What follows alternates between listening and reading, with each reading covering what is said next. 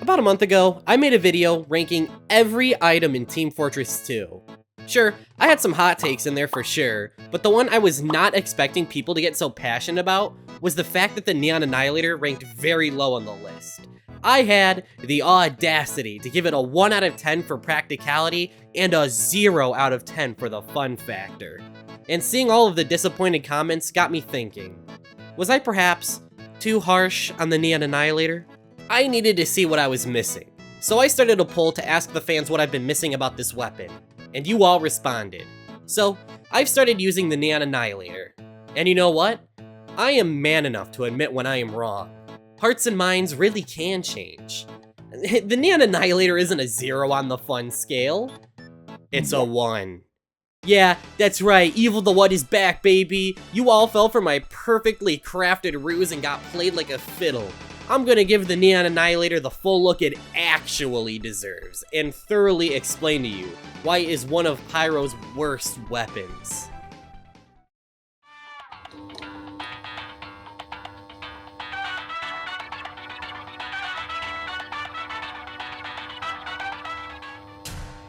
Alright, obligatory stat breakdown. The Neon Annihilator is a neon sign. It deals critical hits to wet players and can remove sappers off of buildings in 2 hits, but it can't randomly crit and deals 20% less damage to players. Also, that damage penalty only applies to players, so if you want to try and destroy a sentry gun with this thing, be my guest. The biggest draw of the Neon Annihilator is obviously that ability to crit wet players, so let's look into that. In life, there are 4 primary ways to make people wet: water, piss, milk, and telling ladies about your Bionicle collection. But in TF2, you can only do the first 3. Now, of the 3 essential liquids, water is easily the most common. Enemies don't even need to be fully submerged into the water either. If your enemy so much as dips their toes into the shallow end of the pool, they qualify for guaranteed critical hits. And at 156 damage per swing, this thing can pack a punch too. That's enough to one-shot a light class and even drop a medic. If something doesn't die in one swing too, it's not a problem either, as the enemy is still wet and takes guaranteed crits after, making them a goner for sure. With these crits, Pyro can sneak around in wet areas of a map and lure victims in to get the drop on them. One of the absolute best places to get use out of the crits is the 2-fort sewers.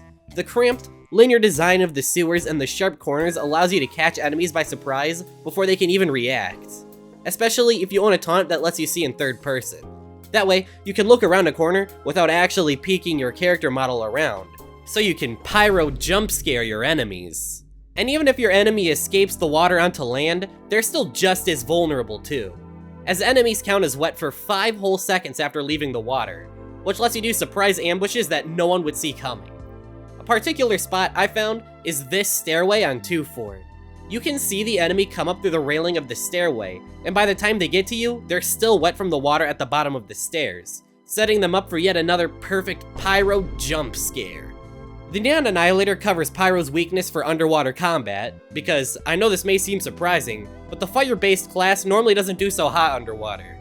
The Neon Annihilator also transforms you into a master of electricity, like that kid I knew in middle school who would stick a paperclip into an outlet to feel the shock.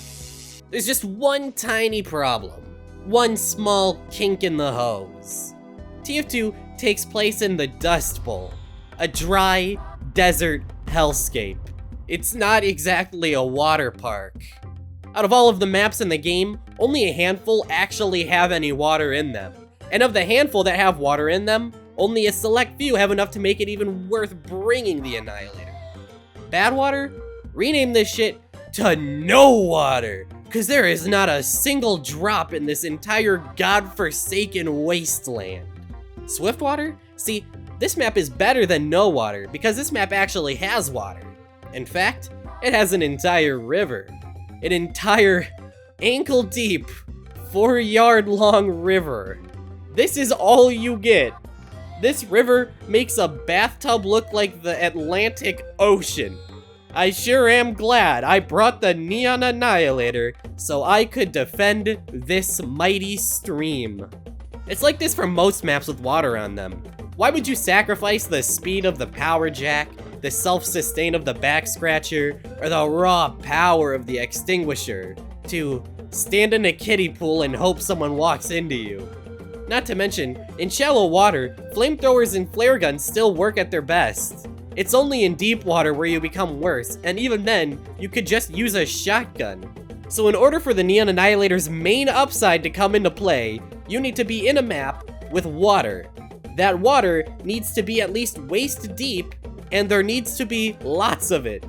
So, the only maps I would seriously consider bringing the Neon Annihilator on are Pier, Banana Bay, and good luck trying to find a match. And TheWhat. And if your only defense for a weapon being good is, at least I can use it on TheWhat, then my friend, you do not have a good weapon. Not to mention how boring using the Neon Annihilator is. It's about as fun as watching paint dry. Oh wait, hold on, I think we're finally getting to the good part. Oh yeah! The weapon turns you into a Venus flytrap, baiting enemies to come into you. And you're gonna need that element of surprise too, because you can still be outranged by rocket launchers, shotguns, and pipes. Sure, you can catch an enemy by surprise and get that one kill, but unless your victim has the object permanence of your average TheWhat viewer, they're not gonna take the same route twice. So you're just left in the water by yourself. When asked why the Neon Annihilator is good, a lot of you people said getting kills with it is funny. But I'm the guy that spent all day vegetating in sewer juices. If anything, the joke's on me. It gets so boring sitting in the water waiting for the enemies to come to me. If only there was a way I could get the enemies to come to the water.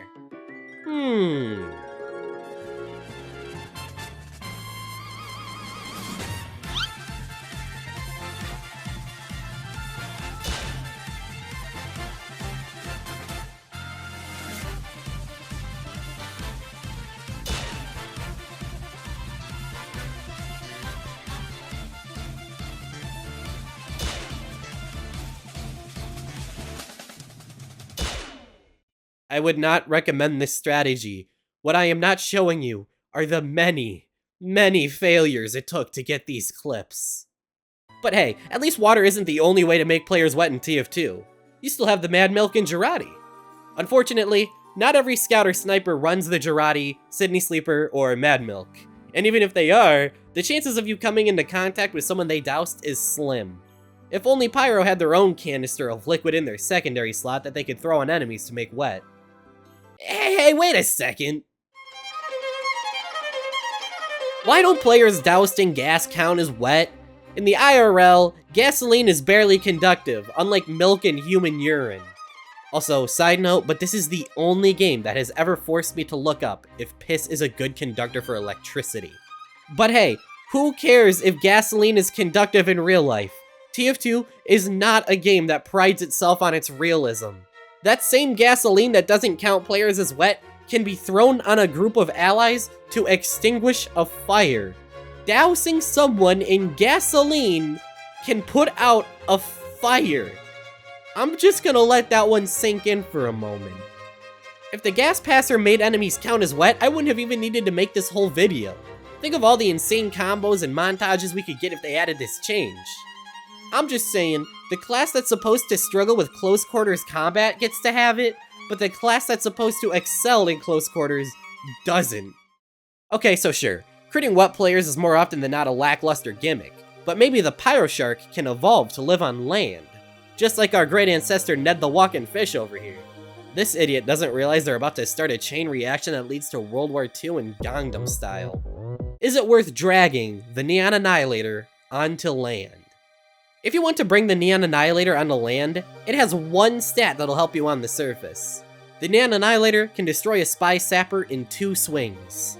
You can defend a friendly engineer and be a team player. Heck yeah! However, this stat puts it into direct competition with the Home Wrecker, as it can also destroy sappers. And on land, the Neon Annihilator loses to the Chad Home Wrecker in every way. Sure, the Neon Annihilator can destroy sappers in 2 hits, but the Home Wrecker can destroy a sapper in a single swing. Sure, the Neon Annihilator has a higher base damage than the Home Wrecker, but that's only a 3 health point difference between the two, and the Home Wrecker has the ability to random crit. So if you're on land, you're gonna do more damage with the Home Wrecker anyway. The Neon Annihilator is pretty much worse in every conceivable way compared to the Homewrecker, so there's no reason to ever use it on land. Sorry, Pyro Sharks, but we're tossing you back into the sewers where you belong. Unfortunately, the Neon Annihilator is just an outclassed, gimmicky, and underwhelming weapon. And that's about all I had to say. You got anything to add, Eminem? I personally think the Neon Annihilator can be pretty good. It can get critical hits on with enemies, which is pretty cool. Thanks for the input, Eminem. Very cool. Originally, I was supposed to get Kanye West to give his opinions on the Neon Annihilator, but after his most recent controversial statements, I just couldn't let him on my channel. Yo, what's up? It's me, Kanye West Weapon Review. Sorry I'm late for this video collaboration. I just got done talking to Piers Morgan about how I love using the score shot. Oh, crap, Kanye, I thought I told you to not come. Kanye West, what the heck? You like using the scored shot? Yeah, what are you gonna do about it? Man, you suck. I thought you were cool. You don't control me. I'm Kanye West. I can use whatever weapons I want. The scorch is really... What's up, it's me, Go Drop it.